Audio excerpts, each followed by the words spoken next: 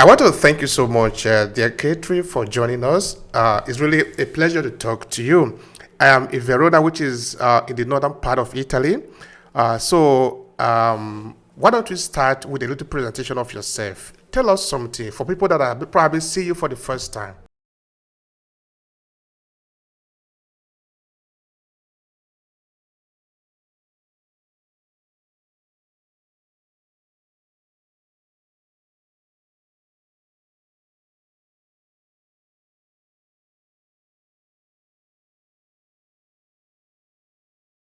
I'm Catherine Fletcher. I'm a professor of history at Manchester Metropolitan University in the UK.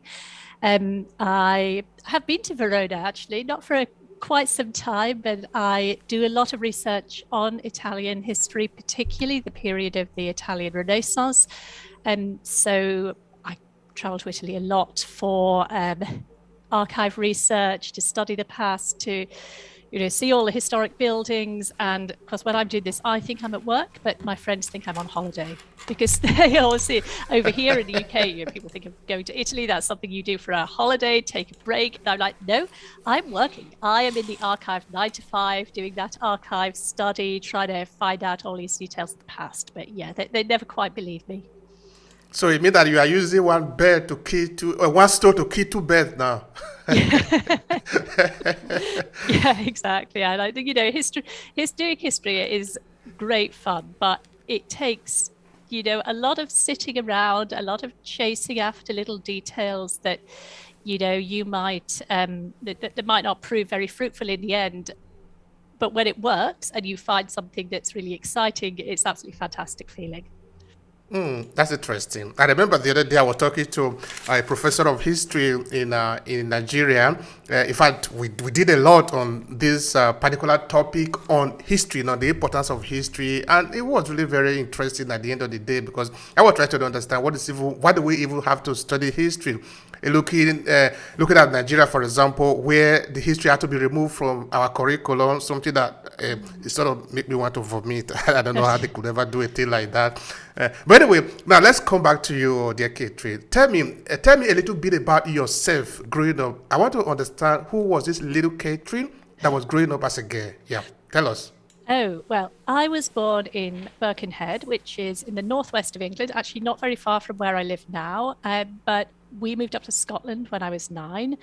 My father was a musician. He played the cello latterly he played the cello in the Scottish National Orchestra. So I grew up with quite a lot of cultural education. It's not necessarily a very well-paid job being a musician, but it was kind of a reasonably comfortable upbringing. And I went back to Liverpool to university initially to study politics. I was really interested in politics and how the world works in the present.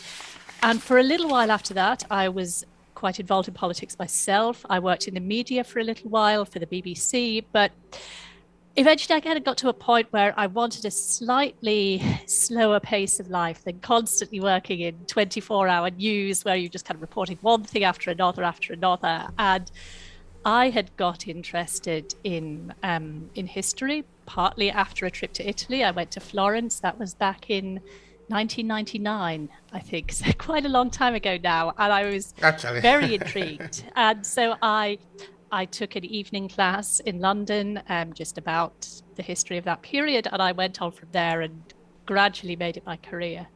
So what became more fascinating for you about history to make you want to switch gear at the point?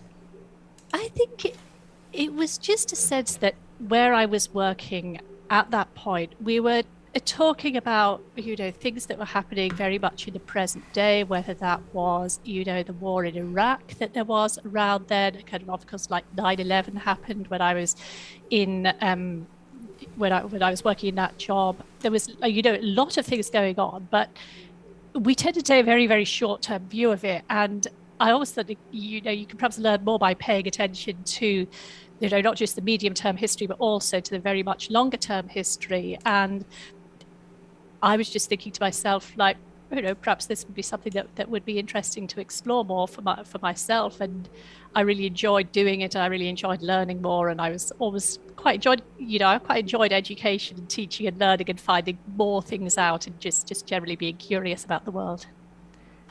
That's interesting.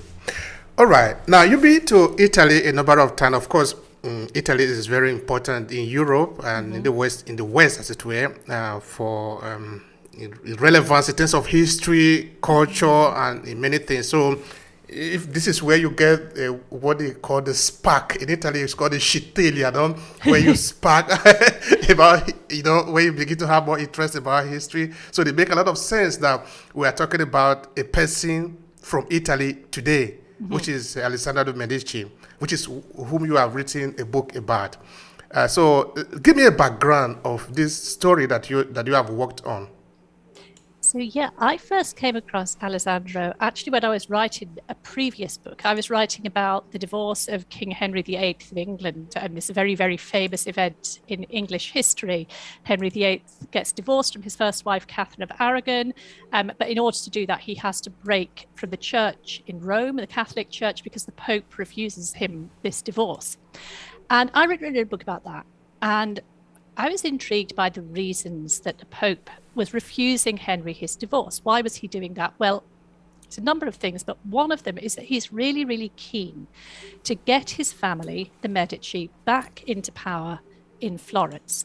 And the particular person that is involved in this story is a nephew of the Pope. Some people say he's the Pope's son. I'm a little bit skeptical about that account. But anyway, an illegitimate child of the family who's called Alessandro de Medici. And Alessandro, according to these stories, is black, or he's mixed race, or he's the son of a slave. The source material is a little bit shaky on the precise background of Alessandro, but he becomes, quite astonishingly, due to this whole series of coincidences of inheritance, Duke of Florence.